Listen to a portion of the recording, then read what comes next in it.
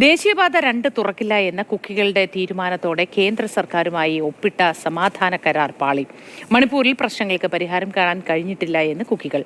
മെയ്തി വിഭാഗവുമായി ധാരണയിലെത്തിയാൽ ദേശീയപാത തുറക്കാമെന്ന് കുക്കി സോ വിഭാഗം അറിയിച്ചു.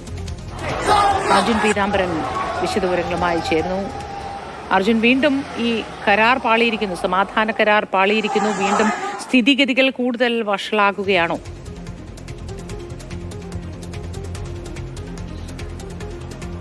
മോദി സെപ്റ്റംബർ 9 ഇത്തരത്തിലൊരു സമാധാന കരാർ കേന്ദ്ര ആഭ്യന്തര മന്ത്രാലയവും കുക്കികളും തമ്മിൽ ഒപ്പിട്ടത്. അതിൽ ഏറ്റവും പ്രധാനമായിരുന്നു ഈ ദേശീയപാത 2 തുറന്നു നൽകുക എന്നുള്ളത്. ദേശീയപാത 2നെ സംബന്ധിച്ച് പറയുകയാണെങ്കിൽ മണിപ്പൂരിന്റെ ജീവനാഡിയാണ്. ഏറ്റവും കൂടുതൽ സാധന സാമഗ്രികൾ കടന്നു വരേണ്ട ഒരു റോഡാണ്. മാത്രമല്ല മണിപ്പൂരിനെ ഇന്ത്യയുടെ മറ്റ് പലയിടങ്ങളുമായിട്ടും ഈ വടക്കുകിഴക്കൻ സംസ്ഥാനങ്ങളിൽ ആകെയായിട്ടെല്ലാം തന്നെ ബന്ധിപ്പിക്കുന്ന ഏറ്റവും പ്രധാനപ്പെട്ട പാതയാണ്.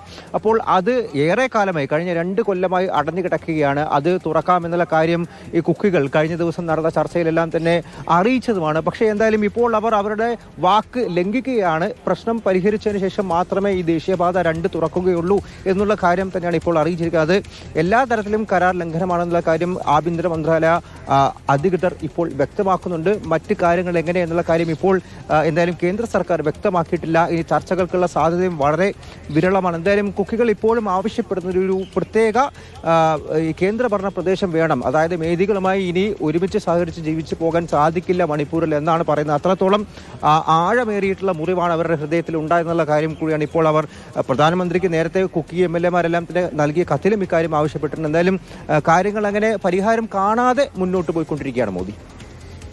ശരി, ദേശീയപാത 2 തുറക്കില്ല എന്നാണ് നമുക്ക് ലഭ്യമാകുന്ന വിവരം. വിശദവിവരങ്ങളാണ് അർജുൻ പീതാംബരൻ നൽകിയത്.